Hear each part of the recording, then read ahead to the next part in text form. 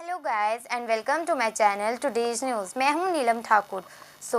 Russia और Ukraine के बीच लड़ाई जारी है। अटैक रोकने के लिए इंटरनेशनल लेवल पर प्रयास किए जा रहे हैं, बट इसमें अभी तक कोई भी कामयाबी नहीं मिल पाई है। गाइस, आगे बढ़ने से पहले मैं आपसे पूछूंगी एक क्वेश्चन। तो मेरा आज का क्वेश्चन है, who was the father of Russian revolutions? 4 options given are there. आप अपने आंसर्स कमेंट सेक्शन में कर सकते हैं।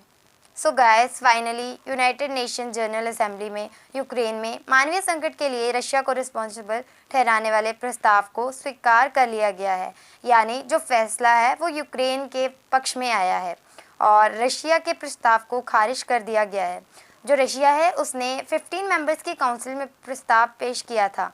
उस प्रस्ताव में रशिया ने महिलाओं, बच्चों और मानवीय कर्मियों सहित सभी नागरिकों को सुरक्षित करने, रशिया और यूक्रेन के बीच राजनीतिक बातचीत करने, मध्यस्थता और अन्य शांतिपूर्ण तरीकों से समाधान करने की अपील की थी। बट उसकी इस अपील को असेंबली ने खारिज कर दिया गया है, मतलब उसकी बात को नहीं माना गया है।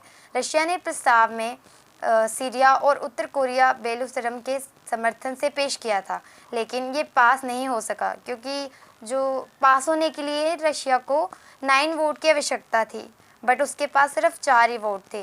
इंडिया के साथ साथ 13 और कंट्रीज़ ने रशिया के प्रस्ताव पर वोटिंग में हिस्सा नहीं लिया।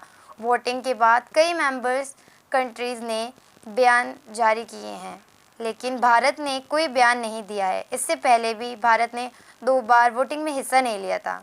यूएन में अमेरिका की राजदूत लिंडा थॉमसन ग्रीनफील्ड ने कहा, रशिया ने युद्ध छेड़ा, हमला भी किया, उसी ने यूक्रेन में घुसपैठ की। यूक्रेन में लोगों पर अत्याचार करने का एकमात्र जिम्मेदार रशिया ही है और अब रशिया चाहता है कि हम उसके प्रस्ताव को पास कर दें जिसमें युद्ध का उल्लेख ही ना हो।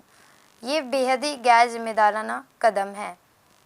दूसरी ओर ब्रिटेन की संयुक्त राष्ट्र की राजपूत बोरबरान वुडवर्ड ने वोटिंग के बाद कहा, अगर रशिया को मानवीय स्थिति की इतनी ही चिंता है तो वे बच्चों पर बमबारी बंद कर दे और उनकी घेराबंदी की रणनीति को समाप्त कर दे, लेकिन उन्होंने ऐसा कुछ नहीं किया। इसी वजह से यूएनएससी ने रशिया का प्रस्ताव खारिज कर दिया।